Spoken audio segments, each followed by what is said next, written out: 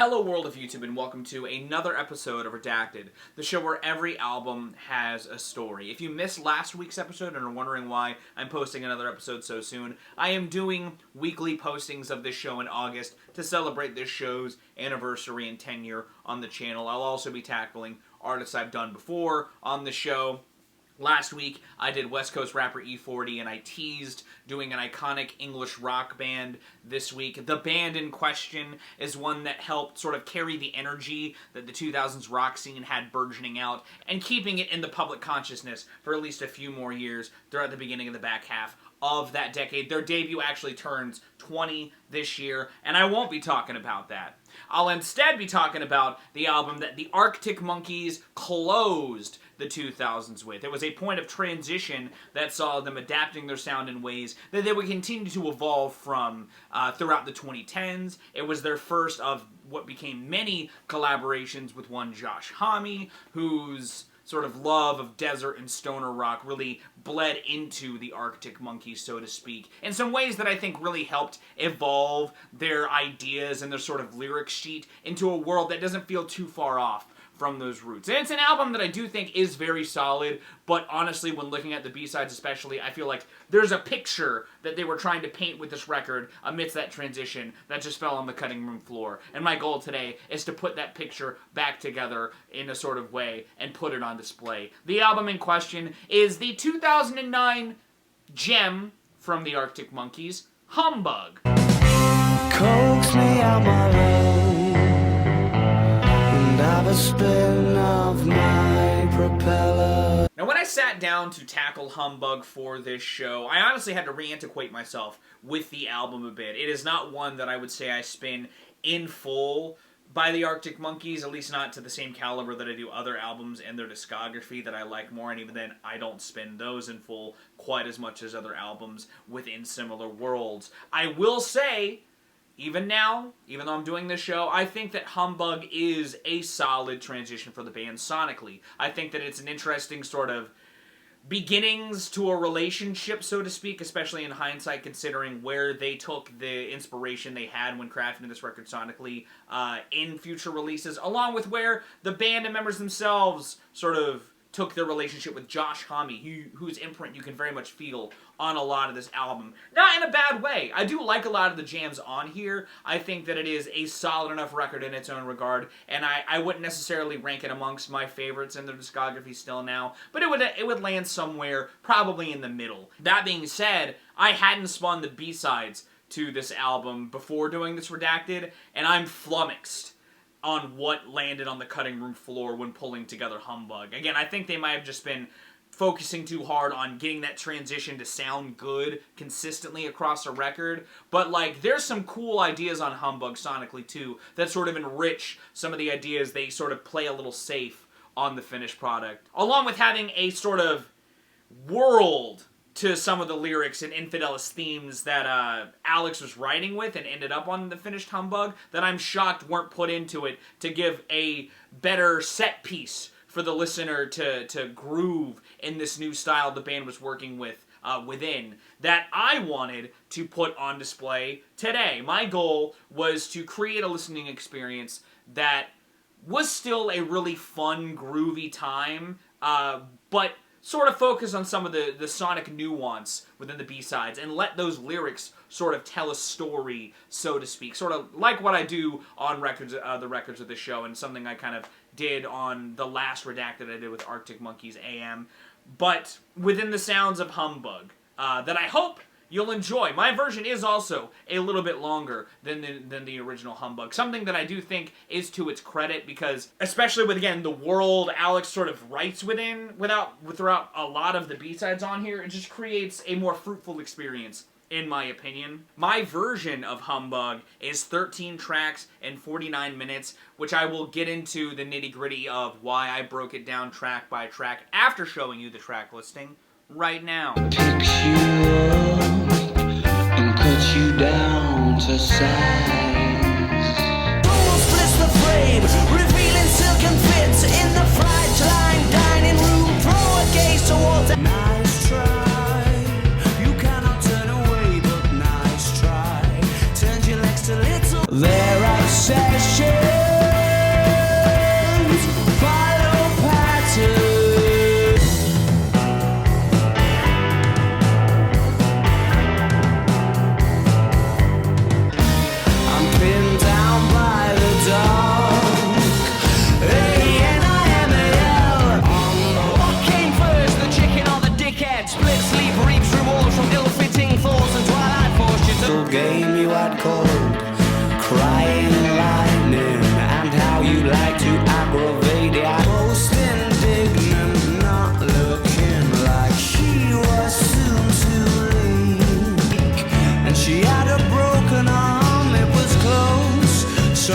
the walls were wet.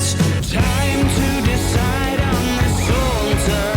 Have you got itchy bones? And hurry up, there'll be soon.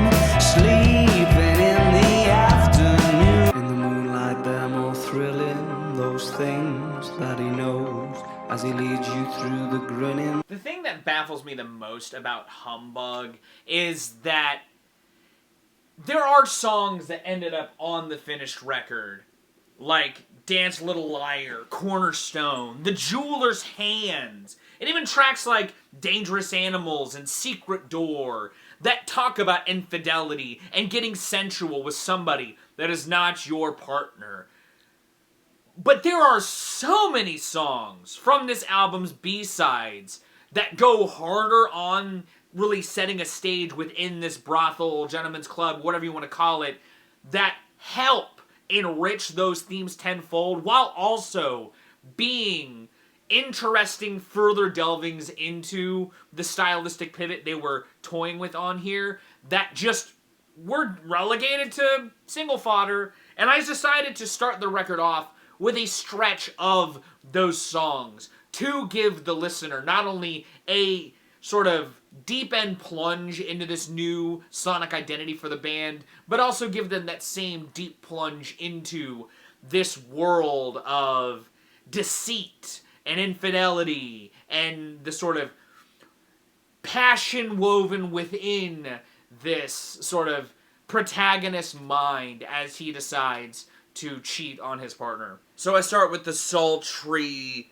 low-key swank of Don't Forget Whose Legs You're On the project. A B-side for My Propeller, a song that I don't think is like a bad start for the album. It very much gets the it gets some allegorical writing sort of more on the forefront, with My Propeller seemingly being a euphemism for getting it on. But I think that like the seediness beneath Don't Forget Whose Legs You're On, I think sets a better mood for the project than My Propeller. So I start with that before going into a little more like overt intensity on Fright Dining Room. A real sort of kick open the door to this, you know, gentleman's club, so to speak. You can see sort of Don't Forget Whose Legs You're On as the inner monologue, walking up to the building before entering it and getting a real POV to the inner workings of, you know, walking around this gentleman's club. I also think that while having this more intense breakdown than any of the songs on the album, it's a better showcasing of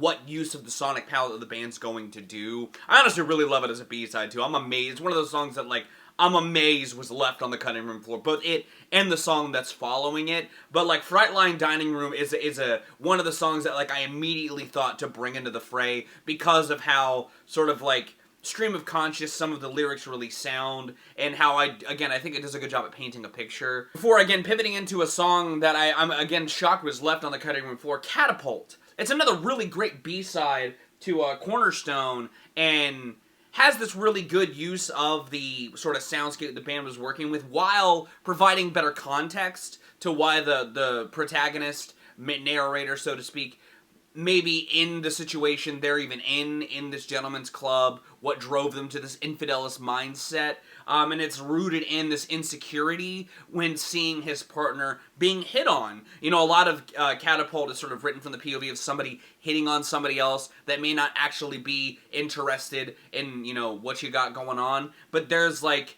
a real upfront, you know, sleaziness to it, which I think, again, when contextualizing the whole ideas of this record, songs like this just, I feel like, should be here. So I put it here, and it's a good sort of, like, early record sonically to sort of, like, soften but carry the energy from Fright Dining Room before keeping that groove, so to speak, carrying for a handful of tracks from there, with The Afternoon's Hat, My Propeller, and Dangerous Animals all coming into the fray. The Afternoon's Hat sort of being the, I'm in this gentleman's club now, I've found someone, we're gonna discuss sort of the plans for me being here, so to speak, while also establishing a connection with this person. You know, there's a real sort of, like, not innocence, but, like, subdued sort of sensuality to this. There's more of a flirty energy to this song that I wanted to use to sort of like ramp up some of the emotion without necessarily losing some of the energy from Catapult, and also pivoting back into the Gentleman's Club, so to speak, before getting real raunchy with My Propeller and Dangerous Animals. My Propeller, again, being the original opener to the album, that, again, honestly reads like a euphemism for having sex, and I could see that as, like, the point where the protagonist is, you know, asking this sex worker to have some fun with him before getting into the fun on Dangerous Animals, a real moment where that passion comes to a head, so to speak. These three songs are like an embodiment of what I feel like the mood of the record was on the finished product. There's a lot of like the band keeping this groove on the original that I wanted to sustain in pockets. I just really wanted to break it up and again just sort of fill in the blanks that were sort of left on the cutting room floor. But this pocket of the record that I had is sort of one of the moments that sort of is in the spirit of the original. While reaching the sensual, emotional peak, though, I wanted to sort of create a break in the record before things get a little more emotionally downtrodden, so to speak. So I put Pretty Visitors at this point in the album. It's one of the few tracks where, like, the band really, I feel like, sort of adapts their roots more directly sonically, while having a tribute to their progress as a band so far. Pretty Visitors is one of those, like, look how far we've come type jams. And so I use it as sort of like a buffer, because from this point on, the sort of other side of the emotional coin starts to come to light, and things get a little more toxic, so to speak. But I like Pretty Visitors. It's a nice little nugget that was on the original album. It's got one of my favorite lines on the album, with which came first, the chicken or the dickhead. It's just a really nice, catty song that shows their evolution still, just in a more direct way. But from there, again, we get a little more emotionally dense with Crying Lightning and Secret Door coming out, where Crying Lightning feels like the protagonist sort of attacking their partner, you know, really sort of like trying to justify what brought him to the place that he's in now, while again getting kind of toxic. It's also a point to bring the listener back into the groove that the record's been settling on, with its bass forward sound that was driving a lot of tracks like My Propeller and Dangerous Animals. It's a sort of like emotional other side while becoming a sonic return before turning into where some of the record goes sonically after that, but keeping the emotion on Secret Door, a song that sort of like feels like a follow-up lyrically to Crying Lightning. It still has the protagonist sort of like deconstructing their partner, so to speak, while also giving us a better portrait of what they're like now with the reaction to what's going on.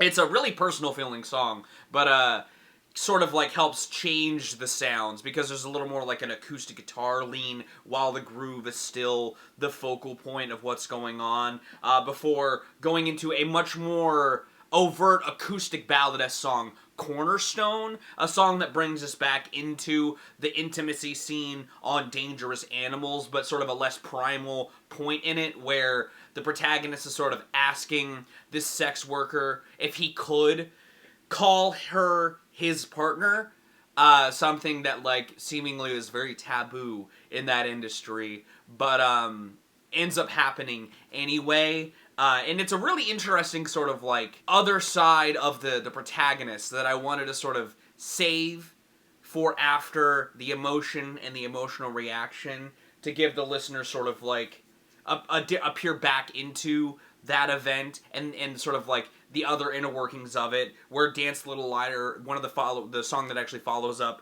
Cornerstone on the original track listing, sort of extends that part of the sort of sexual interaction by painting a different feel for the event in question, considering Cornerstone's mood, and I think it sort of helped bleeds well into Dance Little Liar. Essentially, from these two songs that go farther back in the story, I wanted to go even farther back to before the opening, with the last two songs joining the dots, and the closer of the original closer of the album, The Jeweler's Hands, where we sort of get a better look at the protagonist's POV prior to doing this. You know, joining the dots could be seen as him like sort of getting swept up in the paranoia, and sort of like being the real catalytic moment where he decides, I'm gonna do this.